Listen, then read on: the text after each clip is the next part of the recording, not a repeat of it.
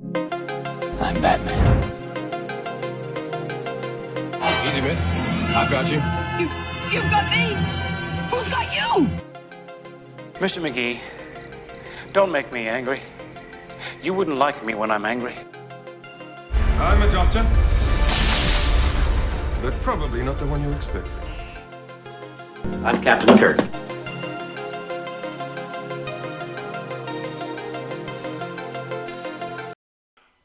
Welcome everyone to the special Geek This Week presentation, and this is my Pensacon 2023 review.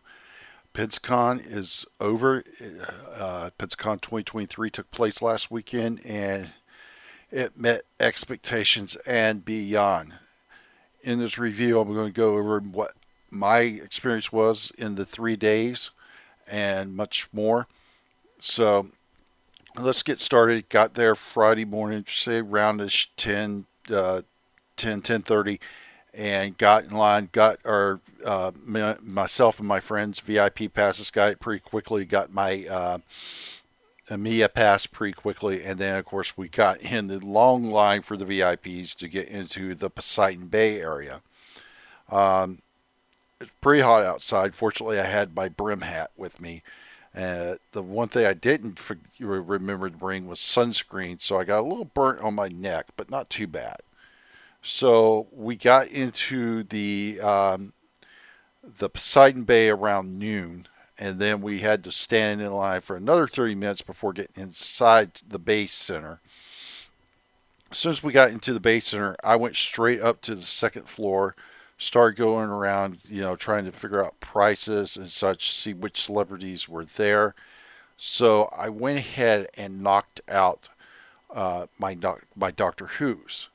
I first started with Daphne Ashbrook. Got 2 autographs from her, one on an 8x10 by herself, as you can see, and then one with her and Paul McGann on an 8x10. I talked with Daphne Ashbrook and had mentioned had asked her if she had done any Star Wars, which she said she hadn't. I said, well, once you do, you'll be in that trifet, the small club of who's done Star Trek, Star Wars, and Doctor Who. In case you're wondering, Christina Chong, Simon Pegg, and Deep Roy are the only 3 to be in that club, if I'm not mistaken. I'm pretty confident I'm correct on that. So after getting 2 autographs from Daphne Ashbrook, I went to Paul McGann's table and got his autograph on the 8x10 of him and Daphne Ashbrook from the Doctor Who TV movie. I asked a question of him, and I asked all 4 of the classic doctors this question, but I started with Paul McGann, and my question was this. Since Doctor Who came back in 2005, every actor who's played the Doctor since, after leaving the role, has gone on to play a supervillain either in a Marvel or DC movie, with the exception of Jodie Whittaker, who just recently left the role. If you were given the chance, would you play a supervillain?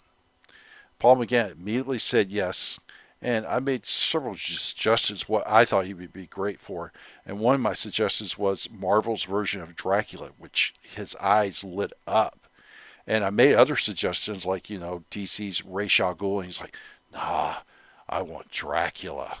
So that really perked him up. And he would be a great Dracula. I think Paul McGann would be terrific. He's got that the charm that's needed for that character. But it was great chatting with him. Then next, I went and got Janet Filden's autograph, 2 autographs, one of herself and one of her and Peter Davison, as you can see here. And she was really super nice. And I'm before the millennials and such, so I was raised in a time where it's always yes ma'am, yes sir, and she was like very impressed with that, and it was like, were you in the military? I'm like, no ma'am.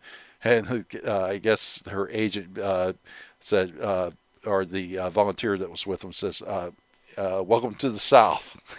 So it was fun chatting with her. She also talked about how she's been doing the commentary on the Doctor Who Blu-rays, and how she's done a couple more, which they have 2 coming out this year. This month, we're now in March. This month, at the end of the month, William Hartnell Year 2 comes out on Blu-ray, and then later on this year, John Pertwee Year 3 will come out on Blu-ray. So looking forward to those when they do come out. So next, I went and got Peter Davison's autograph on the 8x10 of him and Janet Fielding. Asked him the simple question, would he play a supervillain if offered a chance, which he said yes. And originally I was going to suggest the Tinkerer for him, but then I didn't realize that they already have cast that role. That character was in Spider-Man Homecoming. So I then recommended the Mad Thinker. Although he would probably be good as the Puppet Master. So he was really wonderful. And then next I got 2 autographs from Nicola Bryant from her, one of herself, as you can see here, and then one of her and Colin Baker together.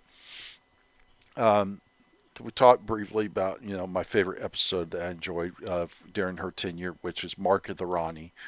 And also, I loved her in the finale episode of Star Trek Continues, which happened to got to say hi to the director of that, who was right there with her, and such. Then I got Colin Baker's autograph on the 8x10 of him and Nicola Bryant, and asked him the same question: would he play a supervillain? Which he said yes. My suggestion for him would have been the Red Ghost, the Fantastic Four villain. I think he would be perfect as the Red Ghost. Next, I got Sophie Adler's autograph on an 8x10 of her character by herself. I met her and Sylvester McCoy in 2017 at Pensacon, and I had gotten their autograph on an 8x10 of them together. So this time I got an 8x10 sign of them, each of their own character on an 8x10. So then I got Sylvester McCoy's autograph and asked him the same question, which of course he said yes he would. And then my suggestion for him would have been the Mole Man, the very first villain of the Fantastic Four. Now, this I did not know at the time. I heard from others telling me this story, but supposedly Paul McGann, I'm sorry, not Paul McGann, Sylvester McCoy, they lost his luggage in his flight over. He flew into Texas and then took another flight over to Pensacola.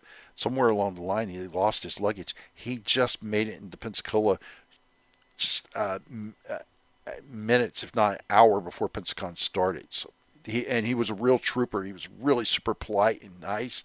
Man, I couldn't imagine being that frustrated, but still being in such good spirits and being super nice. And one thing that he did mention to me on the 8x10 of his character, the Seventh Doctor, in that picture, he is wearing a red knitted scarf, and similar to like the Fourth Doctor. And he said that the producers made him pick a different scarf because they said it was too Scottish. So he picked a paisley type scarf, and that's even more Scottish. So it was kind of funny how he got that in. But it was wonderful really chatting with him. Then, after figuring out he was in the same room, I went back and got Eric Roberts' autograph, who played the Master in the Doctor Who TV movie, and talked to him for a little bit. My wife insisted that I tell him that she loves him in the Pope of Green Village, which he appreciated and said thank you. And I said, my wife says you do a credit to Italians. So he was very wonderful about that. I asked him if the TV movie had been successful and they had went to series with it, would he have continued playing the Master? Which he said absolutely he would have. So that would have been fun to see. So with that out of the way, I went down to my car and got my equipment. I went to the Right Place Center so that I could be there for the Fifth Doctor panel with Peter Davison and Janet Fielding. Had a hard time finding a place to set up. The original place I set up, people started getting in the way of the camera shot, so I tried moving. So when I post that video, there's going to be a lot of still shots to cover up the jumbleness. New equipment I was using, new camera, and so That's going to explain that. So after that, I went back to the base center long enough to get some clothes to change because I changed into the costume outfit that I was going to wear for my photo ops, my Doctor Who photo ops. So I went back to the Right Place Center for the Doctor Who movie panel, and this time I set up in a good location. The only problem was I had to leave 15 minutes before the panel was over so that I could be there in time for my photo op because I had to put my equipment in my car.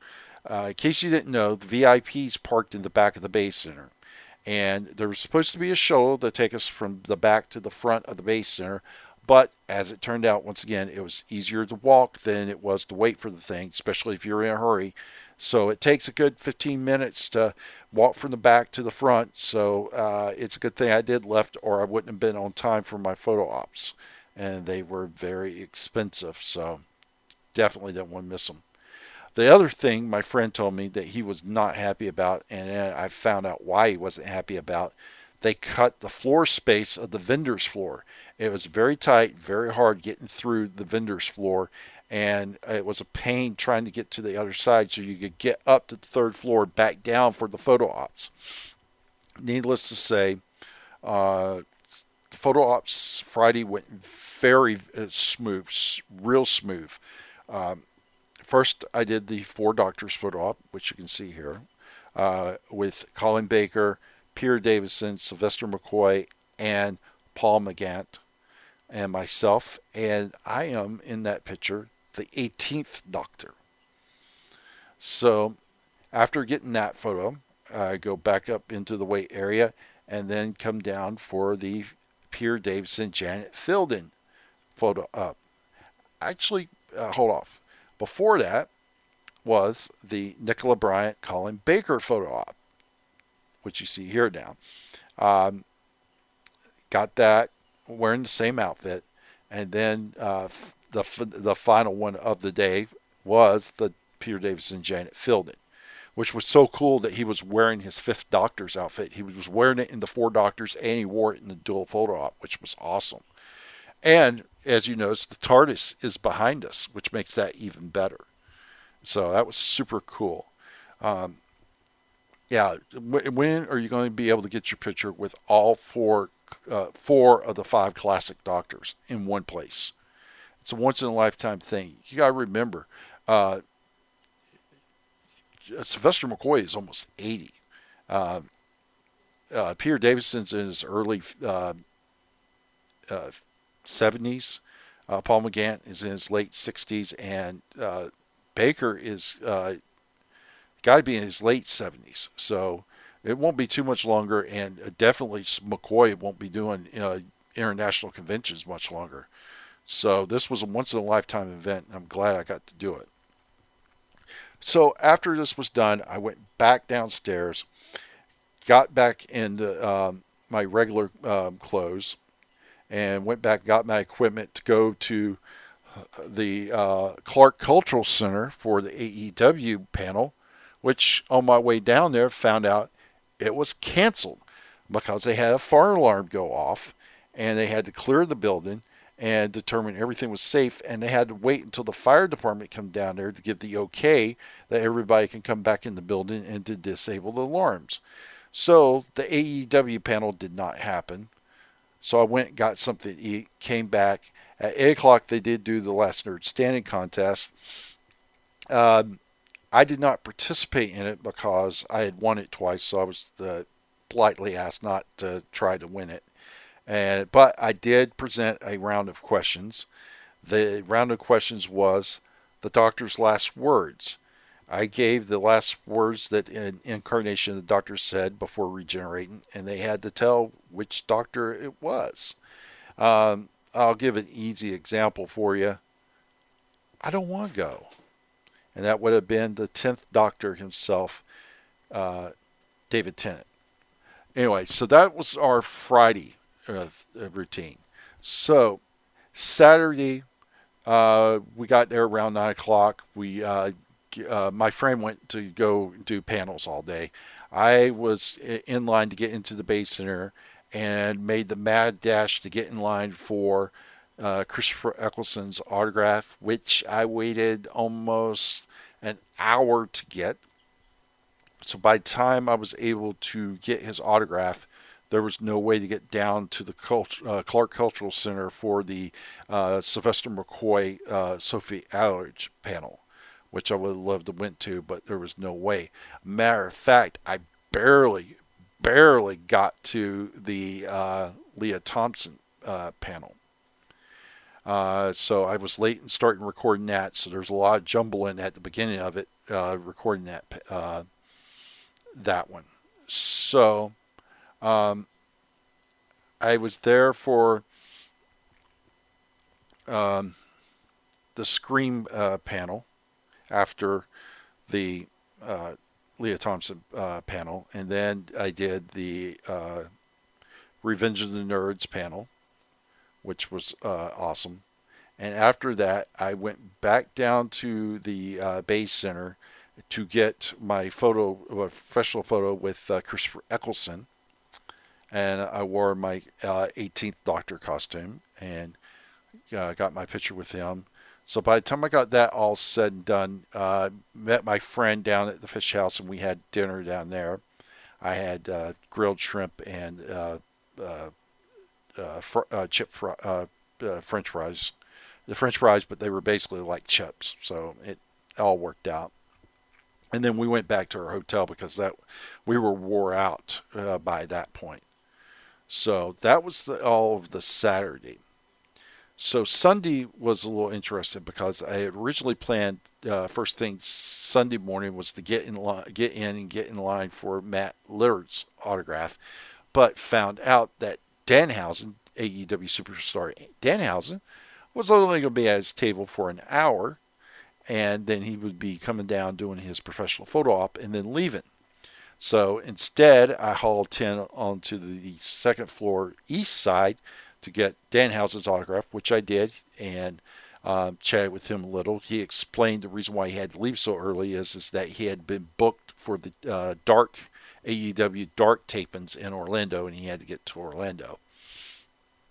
So I told him if he was going to face Pretty Peter Avalon to curse him. So after getting Danhausen's autograph, I went back up to the third floor, got in the line for Matt Lillard's autograph. Thought there for a while that I wasn't going to get it because I would have had to get out of line to go and do photo op for Revenge of the Nerds, which was at 11:35. But fortunately, I got his autograph. And in case you didn't know, Matt Lillard also did the voice of Shaggy, does the voice of Shaggy in the Scooby-Doo cartoons, and played Shaggy in live action in 2 Scooby-Doo live action movies. So I had to show him a picture of my cat, which I got here. His name is Scooby-Doo. And I told him that what Scooby likes to do is when my wife sits down to eat dinner, he's right there in the next chair just looking at her like, okay, where's my plate? And Matt Lillard's response was, you trained him well. So next I went and got Jamie Kennedy's autograph and chatted briefly with Jamie Kennedy, telling him that the fan theories about there being a third killer and it being Randy, it wasn't Randy, because Randy was never friends with Billy and Stu. They just tolerated him because he was friends with Tatum and Sydney. I said the proof is right there in the video store scene, and Jamie was like, "Yep, you're right. You know it." That was kind of cool. But as you can see here, he signed a quote on the 8x10. Everyone's a suspect, which I love that. So then next, I got in line to get Skeet Ulrich's autograph, which I was really worried about getting the last two because it's getting close to my photo op time. But they got me ahead. The volunteers did good about making sure VIPs got the priority. That I will say, the volunteers made daggum sure about that. So I quickly got his autograph, and when he goes to sign it to Billy, I'm like, yeah, as in Billy Loomis. So he signed it saying, looks like you've seen a ghost, which is kind of cool. So Then it got me in line quickly to get Rose McGowan's autograph, and I was able to get her autograph and told her that she gave David Arquette hell, and she's like, somebody had to, and it was cool chatting with her. So I got all the Scream actors' autographs, which I was worried about getting that I wasn't going to get, so I got that out of the way. Then I went down for my photo op with the cast of Revenge of the Nerds, which you can see here. That was a fun picture. I know I look like a total dweeb in that picture, but I guess that's what nerds do. So after getting that photo, I went and put on my 8th Doctor costume from Night of the Doctor, which even inside the Bay Center was miserable. Made it all the way back, got in line, sat down, and did the Doctor Who TV movie Trios photo op with Eric Roberts, the Master, Daphne Ashbrook, Grace Holloway, Dr. Grace Holloway, excuse me, and Paul McGann, the 8th Doctor, in front of the TARDIS, which is cool. So after that's all said and done, I got out of that 8th Doctor costume, went up to the second floor, the east side, and to finish my AEW wrestling autographs with Leah Bates. And I had a good long chat with her. Wonderful. She took 4 different pictures. She made absolutely sure to tell the girl taking the picture with my camera, do 4 takes. And she did a little different pose for each one, which was super cool of her to do. Then next, I got AEW Women's Champion Jamie Hayter's autograph. Chatted with her, told her, how great she was, talking about things, and that if she wanted to go after other championships like the NWA World Women's Championship or the Impact Knockouts Championship, which she said yes. She actually mentioned about possibly going after the Shimmer or the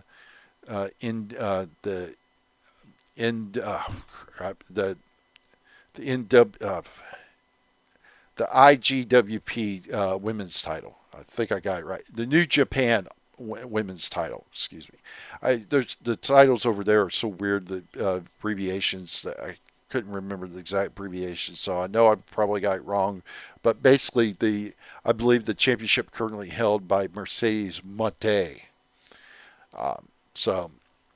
And I told her, good luck this weekend. This video is being recorded the weekend of AEW Revolution, which Jamie Hayter is defending the women's championship in a triple threat match against Saraya and Ruby Soho. So after getting Jamie Hayter's autograph, I then got Anna Jay's autograph and chatted with her briefly, and then finished up by getting Jungle Boy Jack Perry's autograph, chatted with him for a little bit. And then I made my way over to the west side of the second floor and got the autographs of the cast of Revenge of the Nerds.